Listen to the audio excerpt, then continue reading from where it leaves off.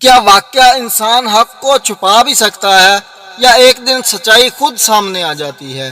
اور کیا جان بوجھ کر سچ کو جھوٹ کے ساتھ ملانا انسان کے لیے سب سے بڑا دھوکہ ہے؟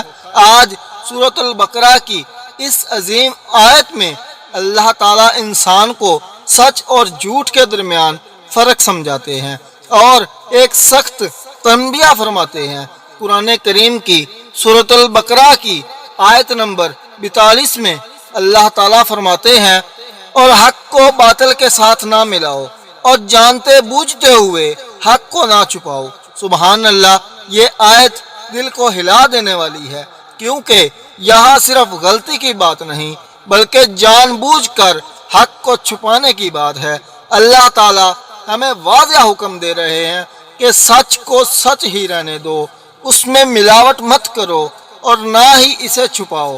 آج کے دور میں بھی یہ مسئلہ موجود ہے۔ کبھی انسان سچ کو اس لیے چھپا دیتا ہے کہ کہیں اس کا نقصان نہ ہو جائے، کبھی حق کو اس لیے بدل دیتا ہے کہ لوگ ناراض نہ ہو جائیں، لیکن اللہ تعالیٰ فرما رہے ہیں کہ حق اللہ کی امانت ہے، اسے چھپانا یا بدلنا خیانت ہے۔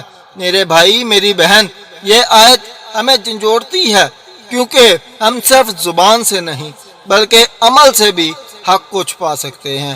کبھی ہم صحیح بات جان بوجھ کر خاموش رہ جاتے ہیں، کبھی غلط کو دیکھ کر بھی ساتھ دے دیتے ہیں، اور کبھی سچ کو صرف اس لیے نہیں بولتے کہ دنیا ناراض نہ ہو جائے۔ لیکن یاد رکھیں، دنیا کی ناراضگی وقتی ہے اور اللہ کی ناراضگی ہمیشہ کے لیے ہے۔ اصل کامیابی یہ نہیں کہ لوگ آپ سے خوش ہوں، اصل کامیابی یہ ہے کہ اللہ آپ سے راضی ہو۔ اے اللہ، ہمیں حق کو پہچاننے اور اس پر قائم رہنے کی توفیق عطا فرما، ہمیں باطل سے بچا اور ہمیں سچ بولنے اور سچ پر عمل کرنے والا بنا۔ آمین یا رب العالمین۔ اگر آپ قرآن کو آسان الفاظ میں سمجھنا چاہتے ہیں تو اس چینل کو سبسکرائب ضرور کر لیجئے اور یہ پیغام صدقہ جاریہ دوسروں تک بھی ضرور پہنچائیے۔ جزاک اللہ خیر۔ السلام علیکم ورحمۃ اللہ وبرکاتہ۔